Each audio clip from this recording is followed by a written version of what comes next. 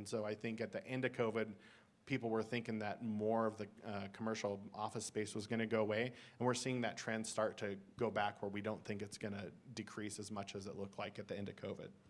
And just to add on there, as you can tell, the diversification of voices on council, right? That's actually a good thing for all of you, because all of your voices are being heard in the perspectives that you're hearing up here, right? And that's the same way, so when I think about downtown, how we went about that development by us owning it and not selling it to one developer, that actually saved us through COVID, because if anything happened, then the whole thing, then the whole project would have been dead. But the way we're doing it is patient, right? We're diversifying who we give each parcel out to, which helps us be more resilient through the economic turmoil and everything. So yes, it's taking a while. It's going to take longer. COVID slowed things down a lot, but I think at the end of the day, we have to be a little more visionary, right? What really does downtown bring us? It brings us housing. It brings us entertainment, recreation, a magnet for economic activity, right? It's going to bring millions of dollars to our city in perpetuity.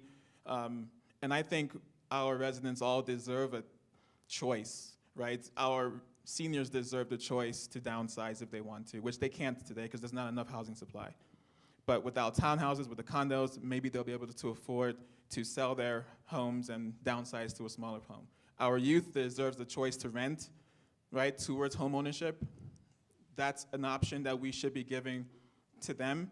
It's gonna take time for them to actually build up the economic wealth, right, to actually own their own home. So it provides choice to everyone, and I think that's the long-term vision here, and we just ask for your patience. We will see this thing through to the end. Thank you. Next question is, who is Robinson, Waters, and Odoricio in relation to Westminster? They are one of the sponsors of the Westminster Marriott Gala. I have no clue who they are. I just know that any business can be a sponsor at any other event that anybody puts on, so I don't know who they are. As far as I know, they're a law firm, and I think the other important thing to note is the gala isn't the city's event, that's the chamber's event. The chamber is an individual entity that's not run by the city. Could City Council discuss bringing back large item collection, or better yet, spring and fall curbside pickup? Both Arvada and Broomfield have it. Broomfield does curb pickup. Thanks. I know that this too is a budget item. It's been brought up any year that I've been on council, even when we had to cancel it because of budgetary reasons. Right now, this year, we tried to have it, but there was not anybody that would bid on it. So it continually has to go in through the budget process, but if you have no one that will bid on doing it, it's hard to provide it. And I think that was the big kick in the pants, was that nobody took the bid when we put out to do it, because we as a council wanted to do it. But some of the other things that I would just add that we've asked staff is to kind of look at how you do that. I know staff has put out different organizations that you can reach out to that do large item, but we kind of had some ideas too about what we've seen in our neighboring communities, and really tried to look at the problem from a different lens of folks who have large items that need to get rid of them, whether it's transportation for truck, whether maybe our volunteer groups could help. So I hope in years in the future that we continue that conversation that we started this year when we tried to put it back out to bid. The city has money from the canceled extension of Chase Street over Niver Canal, connecting to the Walmart parking lot. Could that be used to install more streetlights along south side of 95th Street or Place between Chase and Depew? I know that, I believe it was Walmart in their MOU or whatever, yeah, in the ODP, whatever, that they were supposed to do it. But with Highland, is it Highland Village over there, that they didn't want that street cut through. But I asked staff, because I didn't know this answer today, because we don't deal with those kinds of things. I just said, can somebody give us a heads up if this question is asked tonight? And we can ask that the lights be put on 95th. Why is the city wasting money on things like a clock tower in front of Westview Rec, but isn't spending money on real issues that affect the quality of life for people that live along Independence, like traffic and noise? Go ahead. So, I actually really like that question, because I live right over by Westview, and my kid is like, what in the H are they doing over there? And so reality is that's actually a cell phone tower, and it's being paid for by I think by Verizon. I did ask today if there were other carriers who would be able to use that. We were told up to 2 other carriers were going to be able to use that tower. And the reason it looks like the clock tower is because we worked with them to make it look prettier than just a cell phone tower. So that I understand, obviously we want to look at independence, but again, different buckets of money. And you know, I have to applaud staff for working with the people who wanted to put a tower up in order to make them pay for, you know, the tower and make it look nice so that it didn't just look like a cell phone tower in front of our rec center. Next question, who could we contact to put together a citywide volunteer cleanup event along Little Dry Creek Trail pathway? And could the city help sponsor such an event with trash bags, garbage pickers, gloves, and masks? That's an easy one. Just call 303-658-2400, ask for Martha Hines. She will sign up whatever group wants to do this, and they will provide the items that you want. And we did it on Earth Day. But they can do it every Right, week if any they day. want. This is another independence one that we've already asked. But there's a couple of those. And I just remind you that all of these, whether we get to everything or not, every one of these will be on the website with an answer. So, the open space along Sheridan between 98th and 97th Avenues has a large prairie dog population that is destroying landscaping for homeowners along Ames and 97th Avenue. Could the city relocate prairie dogs to Rocky Flats and introduce ferrets? I don't have an answer about the ferrets and moving them to Rocky Flats, but certainly prairie dogs is something that the city is familiar with having to deal with. On that specific one, though, I'll make sure that staff posts an answer about that because it you know, just depends on the place and, you know, what the actual problem is. They have to go out and look, like, how many prairie dogs are there? Are they really causing damage? There's a lot of what ifs that they have to go through. I will tell you, this is one of those topics, though, that you get people very adamantly passionate on both sides of the topic about getting rid of them versus leaving them alone. I understand. That was my question, and it wasn't an original thought. Somebody at the city had spoken to one of the people that lives adjacent to that prairie dog town and said that there was the possibility of this actually occurring, that they were looking at areas where prairie dogs had become, you know, more pests, and there wasn't enough of the ecosystem to support them. Good. I appreciate that Yeah. background. I know that City Manager Freitag and his team will look at it closer. Can we go back one Oh, to the Dry Creek?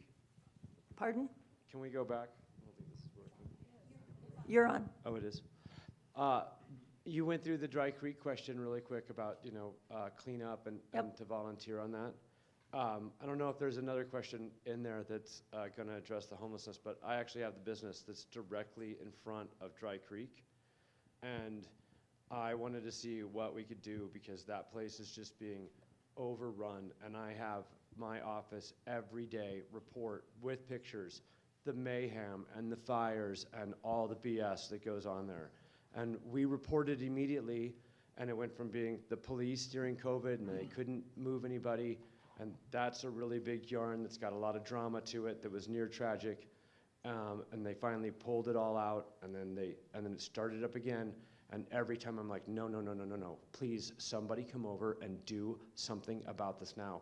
Like, sorry, that's what the park rangers now put in a thing with the internet, and then we'll go over there and we'll see it, and then the whole thing just goes and goes and goes, and it is out of hand. And I want to know, as my taxes go from $12,000 in 2020 to $38,000 in 21 to $50,000 in 22, with a notice that my building is being reassessed, that I can't even get like this homeless camp that just keeps going with like all the unspeakable stuff to like take care of that. What do we need to do? I will have like, you know, I have 25 employees and I go out there and clean that stuff up. I'm putting up a nice fence, the whole deal. I will super help out, but there's got to be something that happens. We just spent, I don't know how many, $20 million on that park right there at like 68th and Lowell, just on the other side, for everything in between Bradburn and Lowell to just be like mayhem. It's, you know, people right through there, it's awful. Okay, because this is both being recorded and we're asking the questions, I will see if I can find the homeless question and we'll get to that so that we can answer that one. What is being done about the constant drag racing in several areas of the city?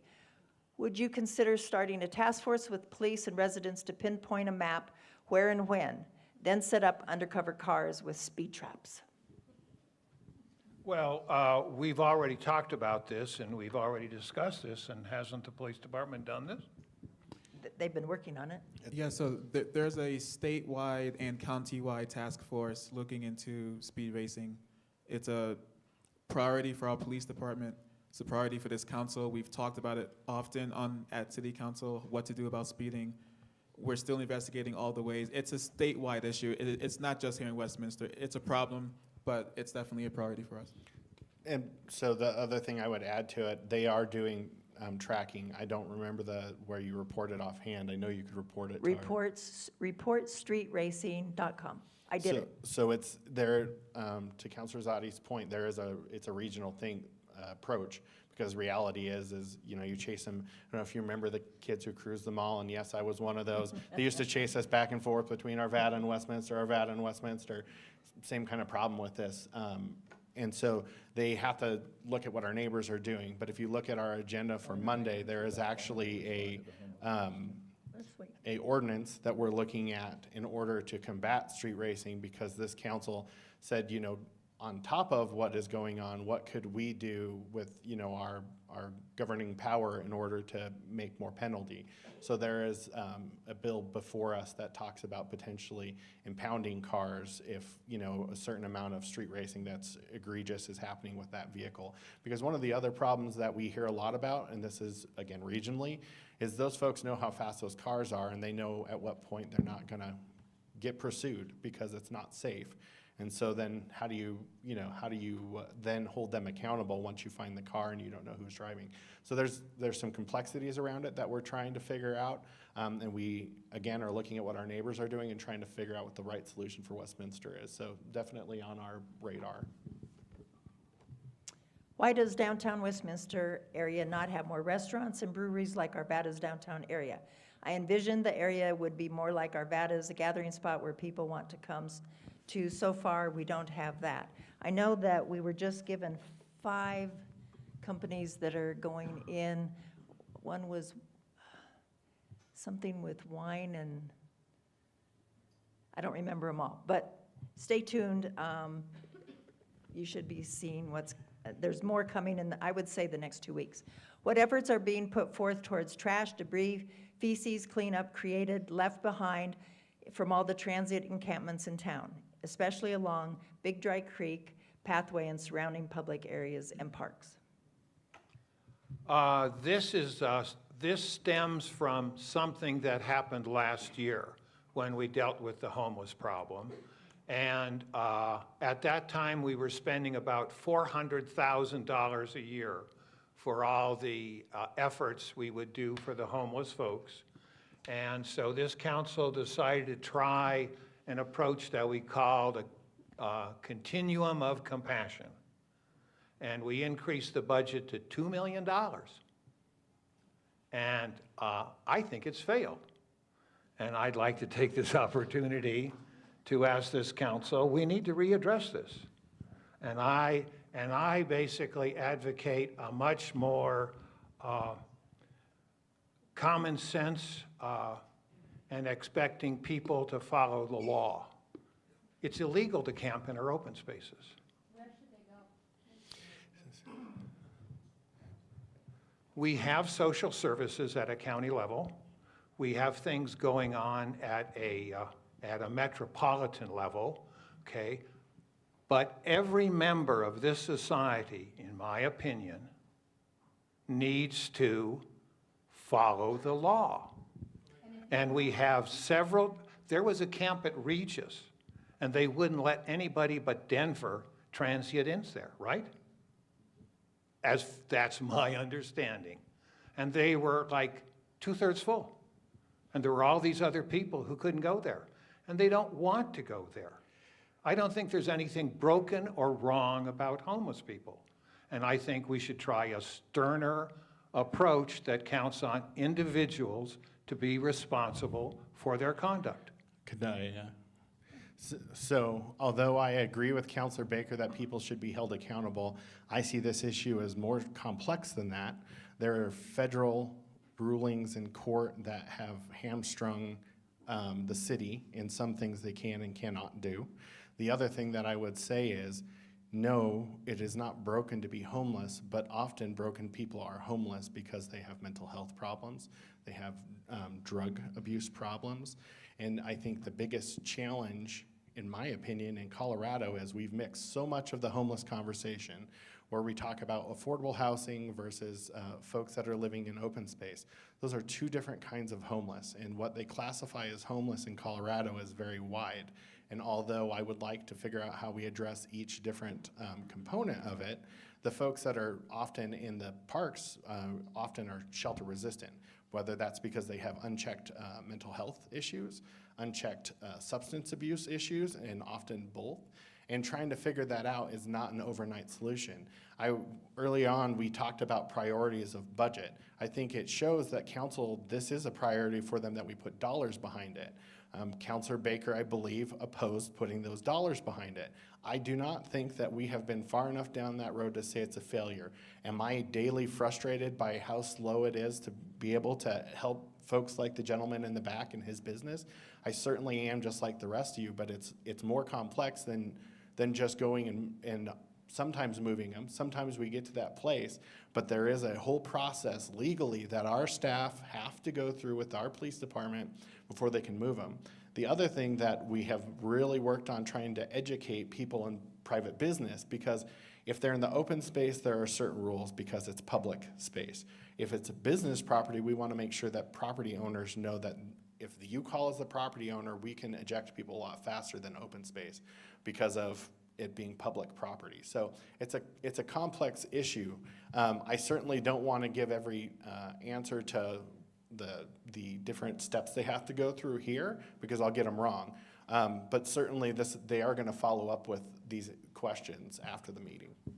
I appreciate you defending the council and all of your efforts, but coming into the neighborhood as a new resident, paying almost $500,000 for my house, and I feel unsafe even just riding my bike down the pathways, and these people are there all night. Are they allowed to stay overnight in these public parks? And what about all the trash and all of the needles and all of the just harassment that goes along with this? Like, I get you can't hold them to a littering charge, but my gosh, I mean, there's like sleeping bags and tarps and things just littered along this creek. And it looks like you guys spent quite a pretty penny on redeveloping these parks. And why don't you what can we do to keep them nicer and to keep them up? And I mean, there's feces all over. It's gross and it's unhealthy and it's a health concern and a crime concern as well. I don't disagree with anything that you've said. There's the one component that I can't control is what people are going to do. When people decide that they're going to break the law or camp places they're not supposed to, our staff have to react to that. We certainly aren't alone in this problem. I mean, Colorado's not alone in this problem, and I'm not saying we don't have to figure it out. I mean, I feel your frustration, ma'am, but the reality is that we have a certain amount of staff and we're trying to figure out how we can solve the problem. And we haven't found that magic bullet yet, but I certainly am opening to hearing what you think that we haven't done and seeing if that's potentially something that might help with the problem. But we're working on it, and I don't want to say something that's not true. I don't want to promise things I can't promise to you, aside from we are trying. I have a question on that real quick, I'm sorry. So you increased it 150%, so you went from 400,000 to how much? 2 million. 2 million? Now, like $1 million of that was gonna build a shelter, but there was, So that's what I'm hun- asking, where was the accountability of that money? I'm sorry, say again? The accountability of that money that you increased it? And nothing was done. So you increased it 150%, but yet the problem still exists. Can I remind that we are in May of this year? That money was increased for the budget year 2023, and we're in May. I don't know exactly what impact that money has made yet. We haven't had time to have it reported back. I will tell you that I've seen more action from what we had before, but I'm not in the weeds with our folks every day. But certainly, I think it's a point where let's get some feedback back about where things are and how that money is serving us, because we are halfway through the budget year, so it makes sense to look at it. But And just to add real quick, there are legal reasons, as Mayor Pro Tem said, but if you just take a step back, right, and you say, how do we solve this problem? It's not a problem, it's real human beings who don't have homes, right, who don't have security. And these are not outside, the big myth is that these are folks from Denver coming into Westminster. These are actually, a lot of these folks are Westminster residents. They are our residents. And when we look at it, raise your hand if you garden. Okay, so say you have a garden, right? You have lots of plants, and each plant is unique and different. We all represent different types of plant, and plants have different needs, right? If one plant is dying in your garden, do you just pluck it out and leave that and just leave it bare and not try to figure out what the root cause is of why that plant died? Is it getting enough nutrients in the soil, enough sunlight, enough water? The way to solve this issue is to actually solve the root causes. Lots of our residents, we have 10%, I think 9.2% of our residents are at or near the poverty line. A lot of our residents are becoming homeless every day, right? So if we don't solve the hole in the bathtub, right, then the water will keep leaking through. The way to solve this problem is to actually start addressing the root causes.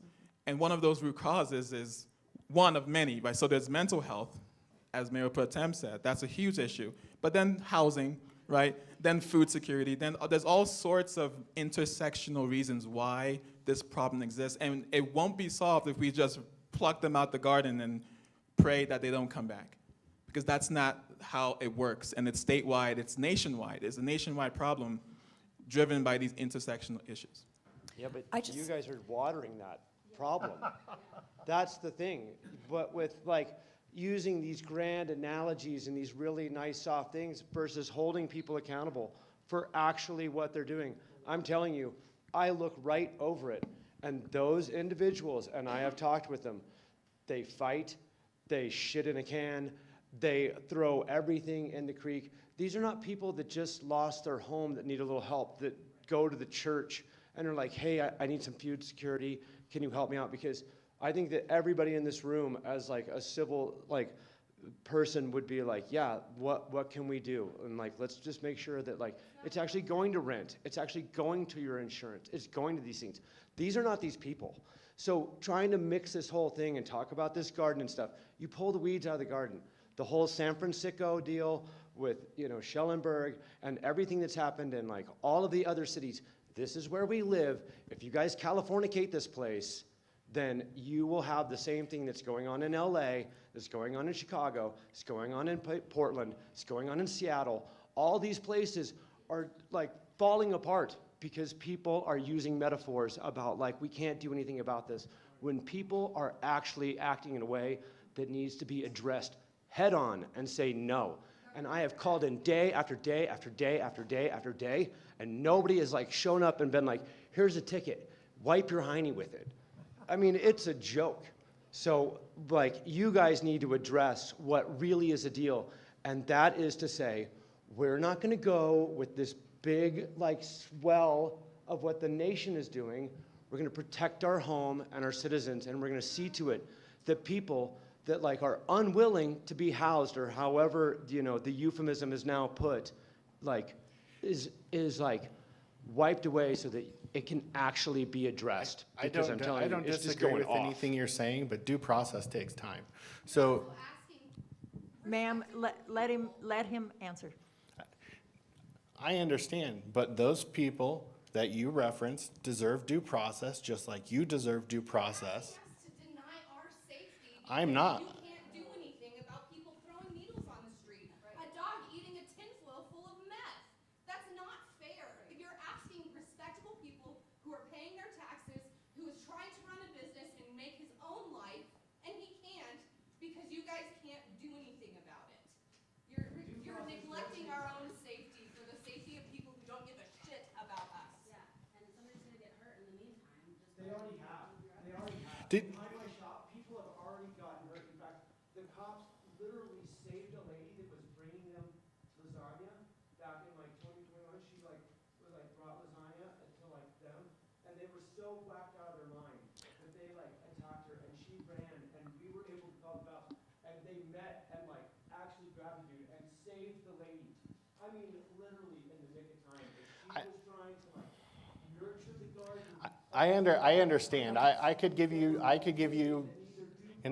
you total the same examples. My son works at a fast food restaurant. They had a homeless person come in and OD in their lobby. I see it all the time. So I don't want you to mistake. Can I speak? I let you speak. I understand, and I see the same things, and I have the same challenges, and I have a family that lives here in the city too. I didn't step into this role because I don't care about this community. However, staff has told us specific things that they have to get past in order to comply with the law. We cannot have our officers go out and break the law. That's not the solution to law breaking. I don't disagree. I didn't say that. I said that they have to go through due process, and this council has put resources behind having that done.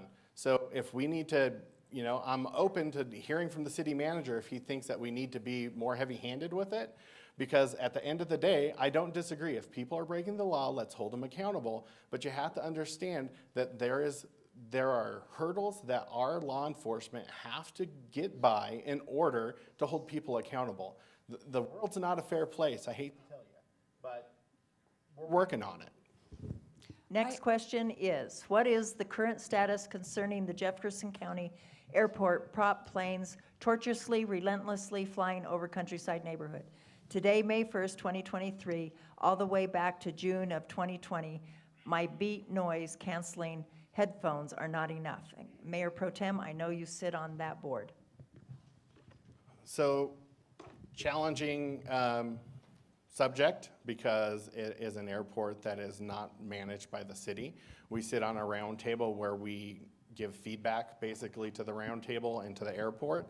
The FAA has a certain method in which they want complaints in order to address it, and part of that is being part of that round table.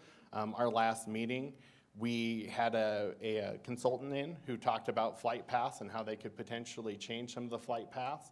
So each one of the municipalities and counties who are part of that roundtable are going to be working with their staff to make recommendations about where those flight paths should go.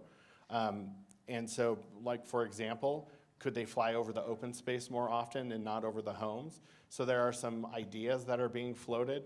I think that the issue is difficult because we don't really control what an airport does.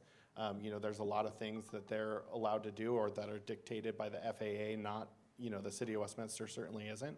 But we are at the table trying to discuss it. I will tell you, last year we left the round table because we were frustrated with the lack of movement on it. What we were told was if we're not at the table, that's FAA's, that is their mechanism in order to take those complaints.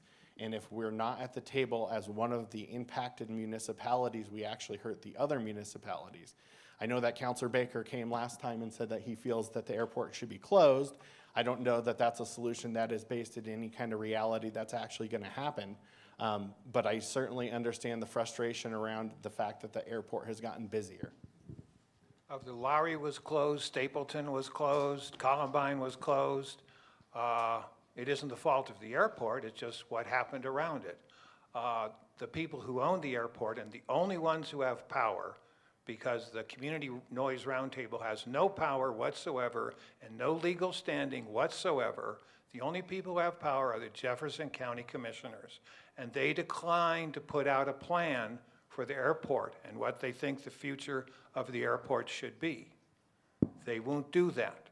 But if you look at the advertising that goes on, there's now commercially scheduled flights flying out of Jefferson County Airport, and those runways can hold planes as large as 737s and A320s.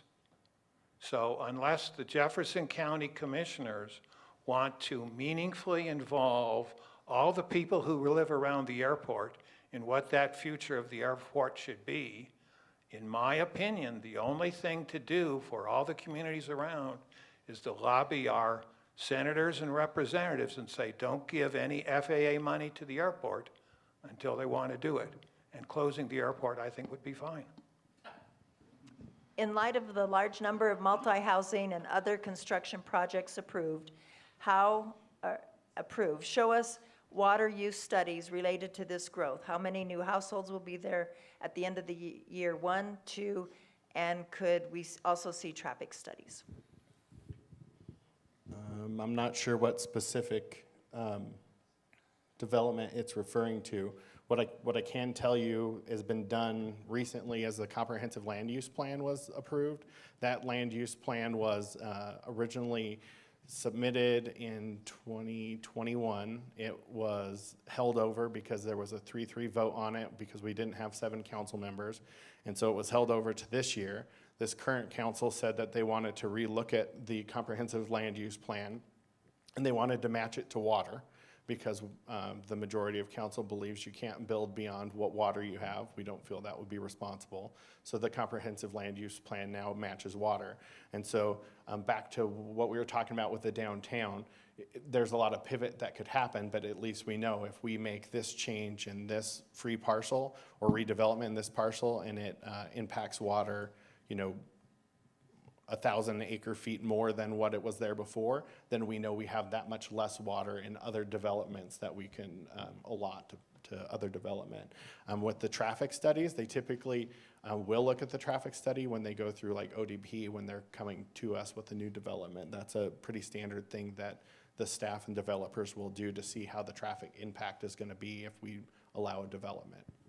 I'd say when I came on to the council, the 2024 plan had just been not voted for. It was a split vote. It came back to the new council in March of last year, and it didn't change. It still was 1,000 acre feet over what we own, which didn't seem right. And so then we got it again in October of last year, and we still didn't approve it. But during this whole time, Mr. Baker, Mr. DeMott, Councilor Seymour, and all of us on council we needed to know how much water we had, how much building could be done. So the water team put a backdoor database together with all of the things that they have to have for water. And then on the front side, we sat and they showed us if this lot that's vacant, somebody comes and they want to do X, Y, or Z to it. They sort of know if it's commercial, how much and how much space it is, how much it's going to take for water, if it's going to be multifamily, if it's going to be single use. They have that average. So we can put the number in there and it would say immediately what acre feet it's going to take. We got a little crazy with it to see if it would show us if we went over our water, and it did pretty quickly if we put in some really crazy things. So that has been done, and that is there for, we have, I think, 85 properties left in this city that can be built on. That doesn't include infrastructure that has already been built and maybe is going to be redone. Some developer says this isn't working, they want to redo their development. That's fine, they still have to come through the process.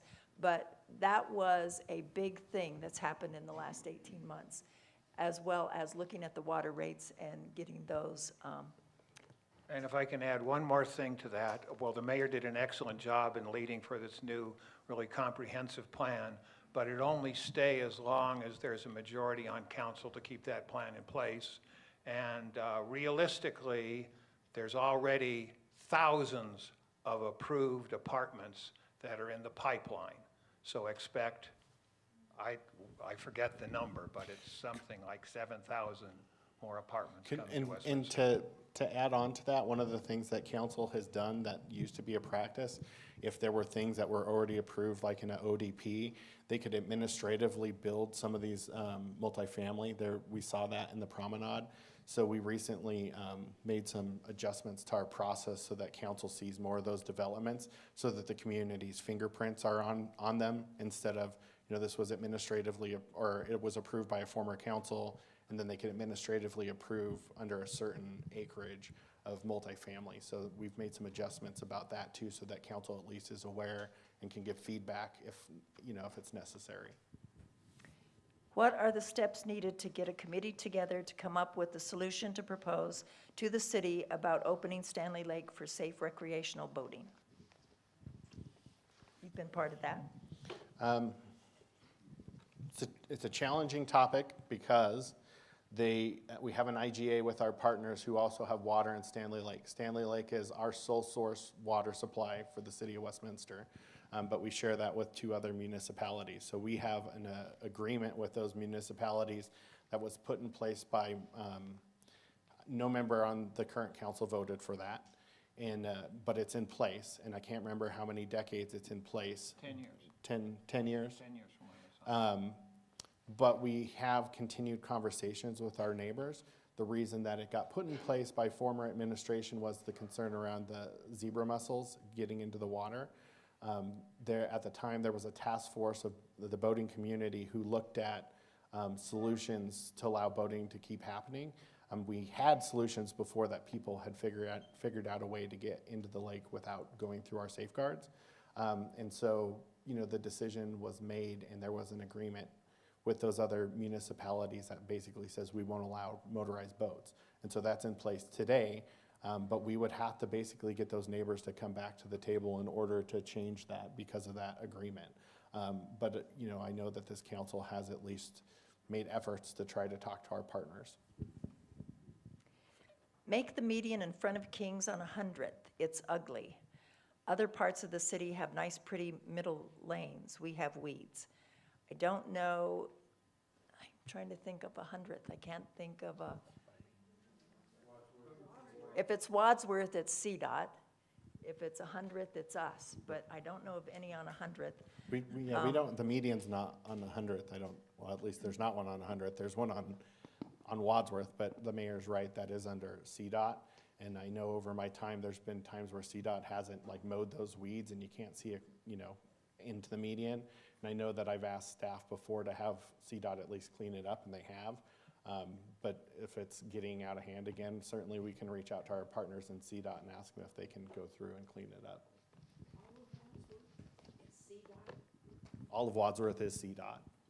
So beyond that though, Independence is another pain point where it looks terrible. It looks awful all the time. You can tell the difference between where Arvada starts and where Westminster starts on 88.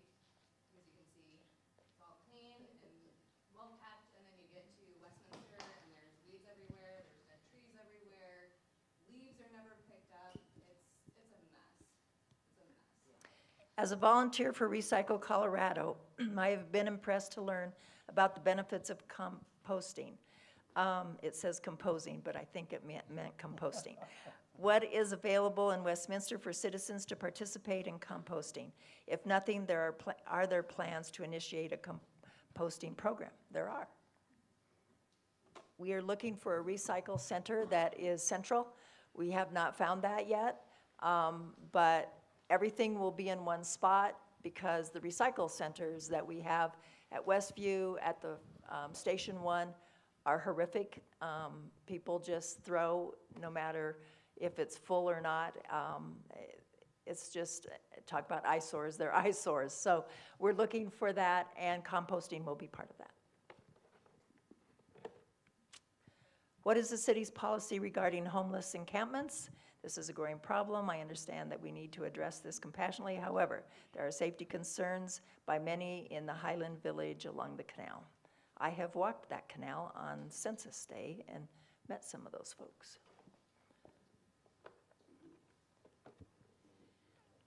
I have heard that there will be a new justice building. Is this the result of a competitive request for proposals, or is this just another handout to a single consultant contractor who has come before city council and expects a mega buck contract?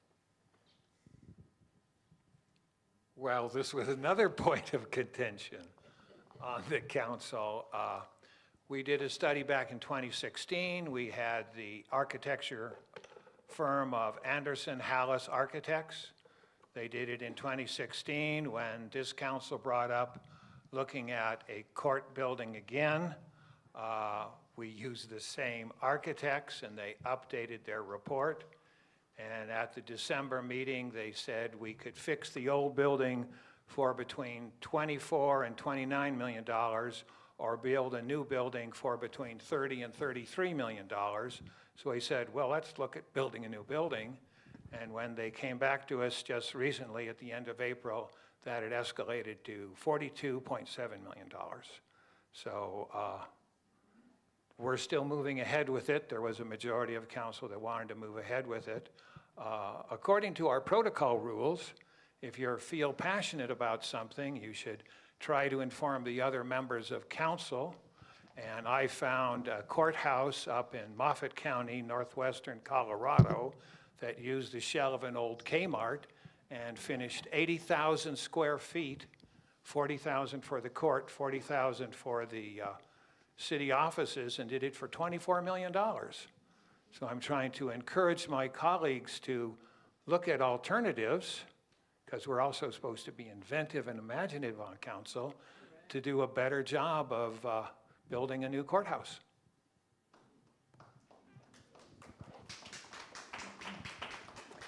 Voters put you in office to rein in costs. Why are we spending all this money on a treatment plant when we have one already that would cost let to retrofit? You know what it means. So, just sorry. Oh, go ahead. But I was looking over there. Just to combine the previous question with this one as well, infrastructure, health, etc. There are lots of fields with expertise and experts in them.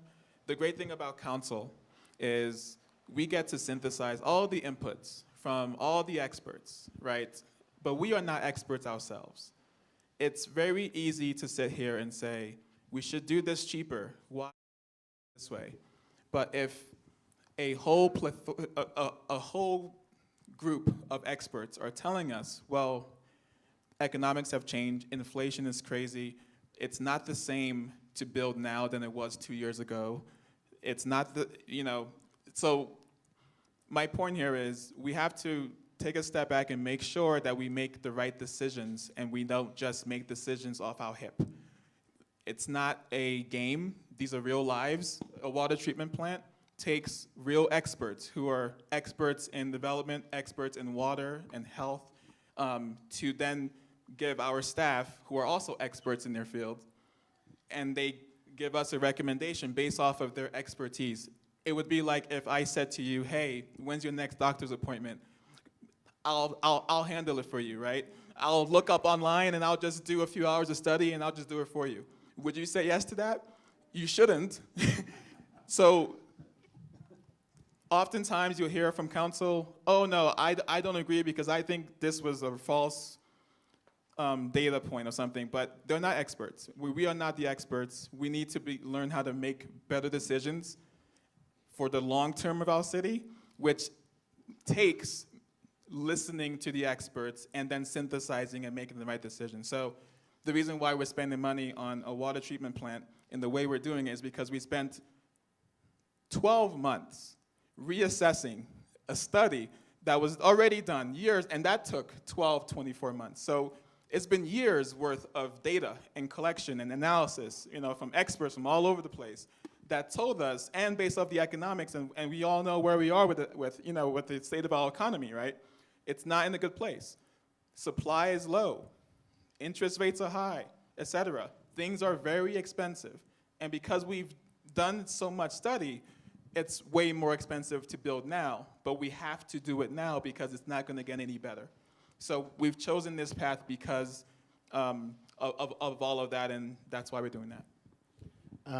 I think that's all very good points. The other thing I would add is, on the water plant specifically, we saved $100 million by hitting the brakes on that. That's $100 million that we don't, have to pull out of our budget. That helped us also, it fits into a financial plan that the staff has come up with, where the current rates that we did decrease, by the way, are sufficient in order to pay for the bonding that we need to do to make that plant happen.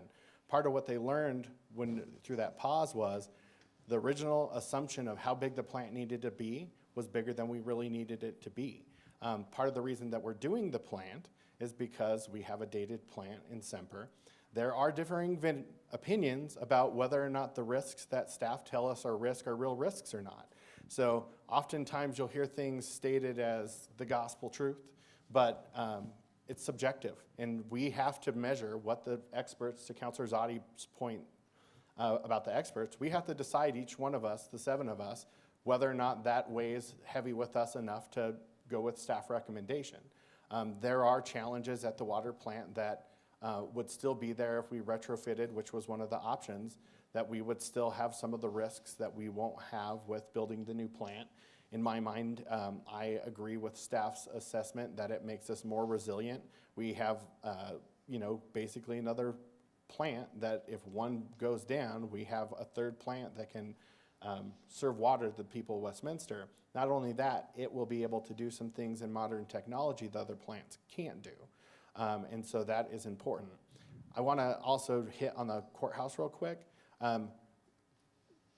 Part of what we go through with all that stuff is most of us, we were all invited to go tour the courthouse and learn about what the risks were at the current courthouse. And so the decision to build a new courthouse, we're going and taking that tour, listening to the presentation, and them saying, here's how we could or can't accommodate those concerns with the building. I will also say that the current courthouse is our original municipal center. It is our oldest building that the city of Westminster owns, and it was not purpose-built for a courthouse.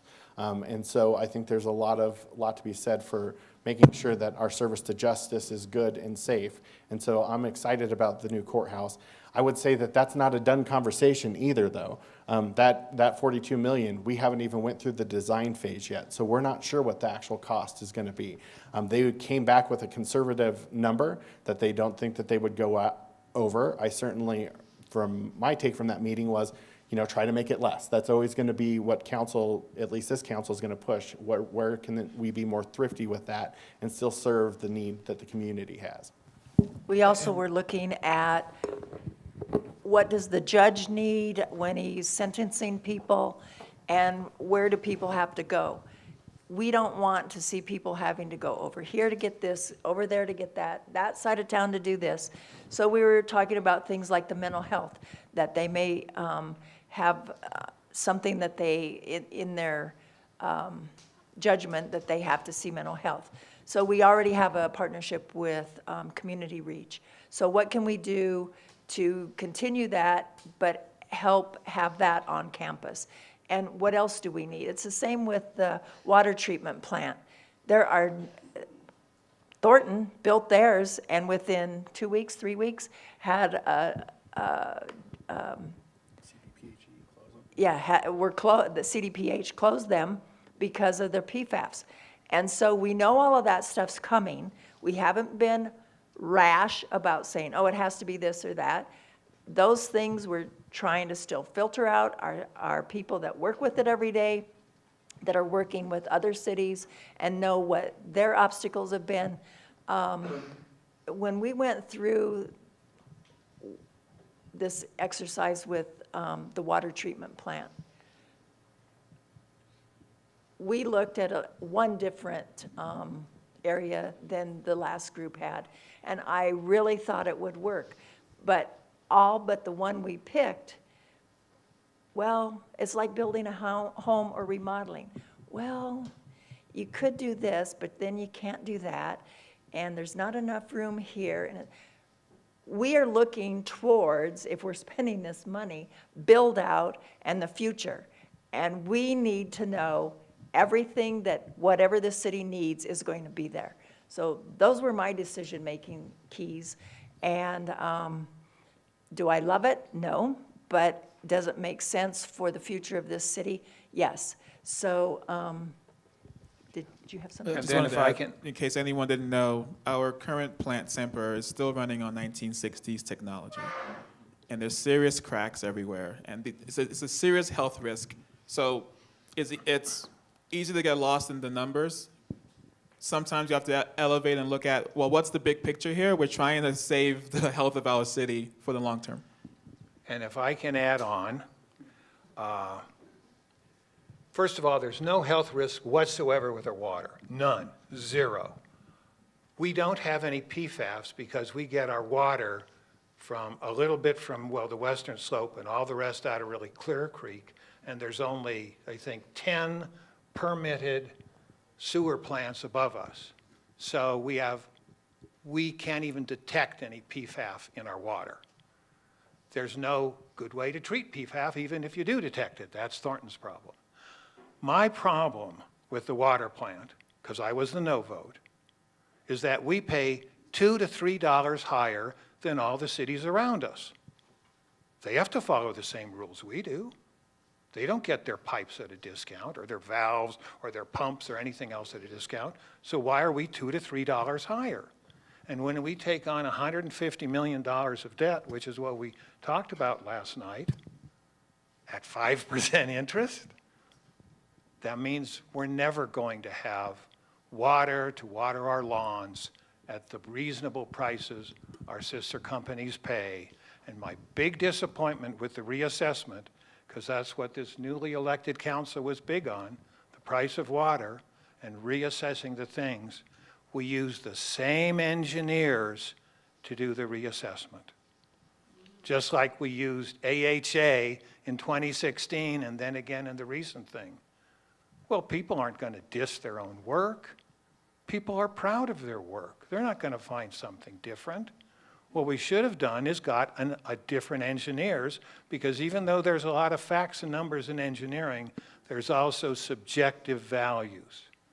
Boulder retrofitted their water plant, about the same size as ours, 7 years older than ours, using the same technology as ours, and they did it for $30 million. I don't think we gave it a fair chance to have a different look. So, like I said, beware those who claim to be experts, okay? Thank God we have a majority to get anything through. It's not one person that gets to decide. It had to be 4 of us, so the diversity of voices here is a good thing in this case, because I don't agree with any of that. Can you provide an update on 73rd? Our stuff must have died. I don't have a green light anymore. Can you provide an update on 73rd Avenue redevelopment project?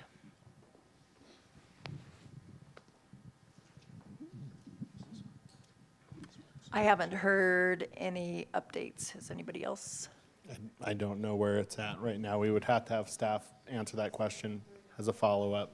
So I'm assuming you mean 73rd and Lowell, whoever asked the question. Originally, there was a theater there that used to be a gas station that the city acquired that property. It was going to be a senior housing that got voted down by prior council, which there are still council members who were part of voting that down, which I'm one of them, because for me, it was the environmental concerns around that property, but I don't know where it is right now, so we'll have to get a follow-up on that. Put it in the box, we'll get an answer. And our last question of the night. Thornton has banned panhandling panhandling. Let's do this in Westminster, and if not, why not? Seems reasonable to me. I don't know that Thornton has banned that, because my understanding is there was a federal case that said that's unconstitutional to ban panhandling. I don't think that constitutionally they can do that, is what the court is currently saying. So I'm not really sure what Thornton, what they did or didn't do. But we have, for anybody standing in our medians, whether it's signs, whether it's the people that have the 50% off going out of business sign, politicians, whoever, it has to be a median that's at least 36. 4 feet wide. 4 feet? I thought it was 3 feet. Anyway, 4 feet wide, or the police officers can stop and tell them they need to move on, especially those that have dogs and things, because it's just dangerous. Yeah, and I appreciate that staff looked at that. No matter what the individuals are doing, that is a concern that I've heard about for the last handful of years. You know, not necessarily panhandling alone, but politicians or sign waivers or whoever, or people asking for money for somebody who needs a kidney. The concern is that they're going to fall off one of those medians, and you know, somebody's going to end up with something that's going to alter their life and hurt somebody if they fall off those medians. So staff at least was able to look at that and say, can we you know, use ordinance to make sure that people aren't standing in places that aren't safe for them to be standing, because there's not enough space. Kit, I am going to end the evening the way I should have started it. My headache is kicked in early, and I'm feeling more human at the moment. So let's go around, ask everybody to give us your name and what area you're from. And we can't thank you enough for coming on a rainy night. And does anybody have a Nuggets score for us? Should be winning. Did you ask for a name? First, yeah, you can give us your name and what area of town you're from. Yeah, Steve Martin, and I live in Legacy Ridge. You want to speak for both of us? Nancy and Dave Paul, and we're in the ranch. Susan DeMille, Highland Village. Just stay on this side, then we'll come to the other side. My name's Annie Contractor. I live in Westbrook neighborhood. Sandra Rappenecker, Stanley Lake. Dennis Rappenecker, east side of Stanley Lake.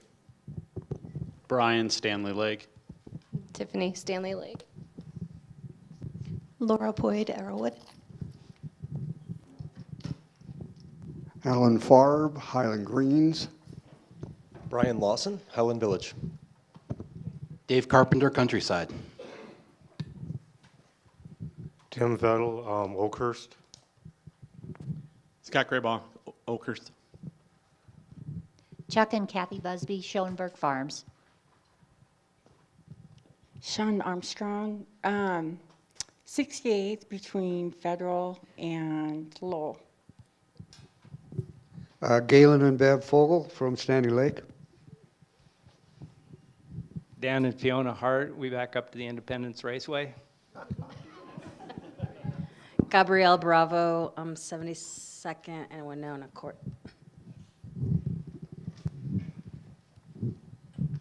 Zach Taylor, Westminster Art District. Ryan McCoy, South Westminster, Gregory Hill, wherever you want to call it. Andy Lab, Green Knolls, Lakers up 53-48. John Palmer, Shaw Heights. David Fortune, Harris Park, South Westminster. Cole Newman, Historic Westminster. My name's Brenda Gallegos, and I live right by Tennyson Knolls. Sarah Cisneros, Harris Park. Lou and Kathy Pasco, Northridge. Gary Shea, Harris Park. Grover Sardison, Harris Park, otherwise known as Old Westminster and Forgotten Westminster.